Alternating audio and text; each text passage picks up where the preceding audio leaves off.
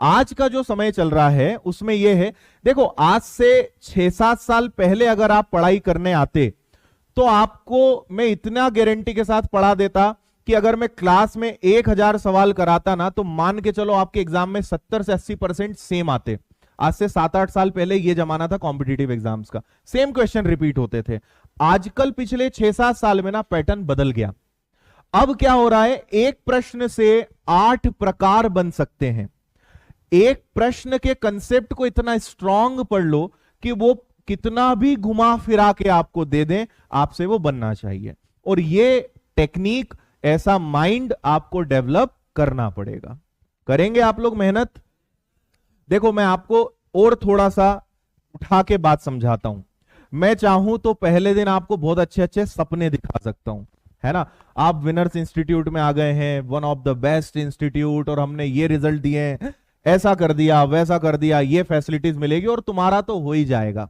एक तरीका है सपने दिखाने का, लेकिन मुझे पता है कि उससे कुछ नहीं होगा, उससे तुम और मेहनत नहीं करोगे, है ना। तो बेटर है कि पहले दिन ही सच्चाई समझ में आ जाए, है ना। आपको अगर लगता हो कि सर आप मुझे नहीं जानते, अभी देखना फोड़ डालूंगा मैं पेपर को, तो मेरा आपको सजेशन है, आप जिस एग्जाम को निकालना चाहते हैं उसका पेपर उठा के देख लेना और लगा के देख लेना। अगर 200 नंबर का पेपर है तो आप देख लेना आपके कितने उसमें से बन रहे हैं, आपको समझ में आ जाएगा। कोई अगर इंग्लिश मीडियम का है, उसको लगता है कि सर इंग्लिश मीडियम के इंग्लिश तो यूं कर देंगे, पेपर उठा के देख लेना, कुछ नहीं होने वाला। सबको मेहनत करनी पड़ेगी, है ना। तो आपने आज तक, कितने लोग आप में से बीएससी बैकग्राउंड के हैं, मतलब साइंस बैकग्राउंड के हैं? Very good. आर्ट्स वाले?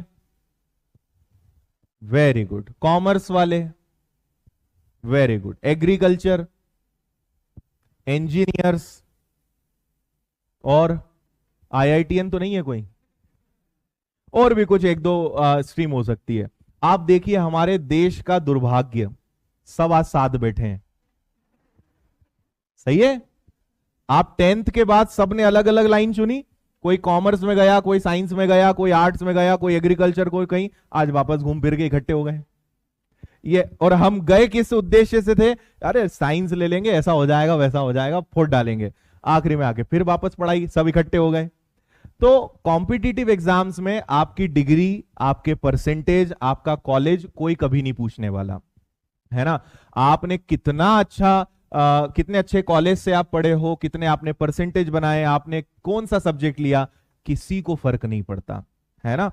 भारत में अगर किसी ने किसी भी विषय से ग्रेजुएशन किया है और अगर वो पास है तो वो भारत में कलेक्टर बन सकता है। भाई अगर ऐसा होता कि कलेक्टर तो वही बन सकता है जो बहुत समझदार हो, जो पढ़ने में अच्छा हो, तो फिर यूपीएससी में नहीं लगा देते कि यूपीएससी में भैया केवल साइंस वाले ही पेपर दे सकते हैं और हम तो उन्हीं को देंगे जिनके 90% से ऊपर आएंगे। ऐसा होता है क्या? ऐसा कर सकते हैं कि नहीं कर सकते?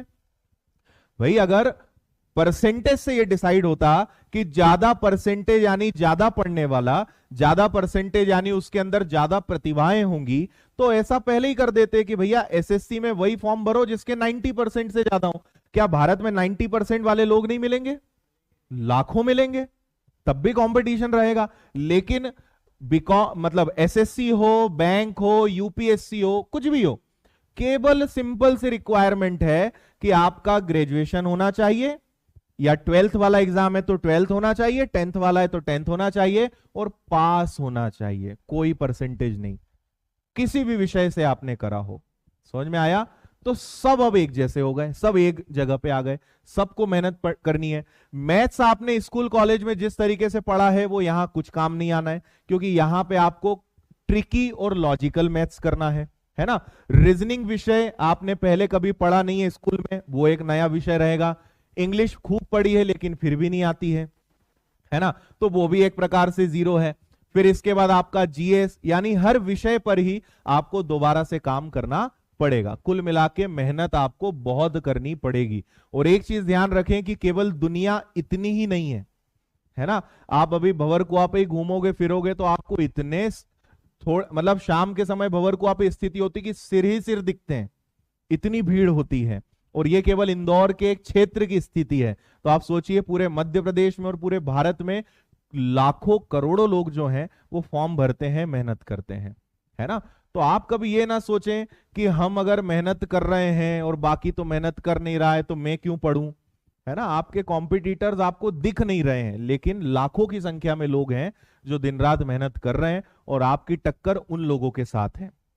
तो सबसे मूल बात यह है कि आप इंदौर आए हैं अगर पढ़ने, या ऑनलाइन भी आप पढ़ रहे हैं, तो आप अपने मूल उद्देश्य को समझें कि आप इस लाइन में क्यों आए हैं, है ना।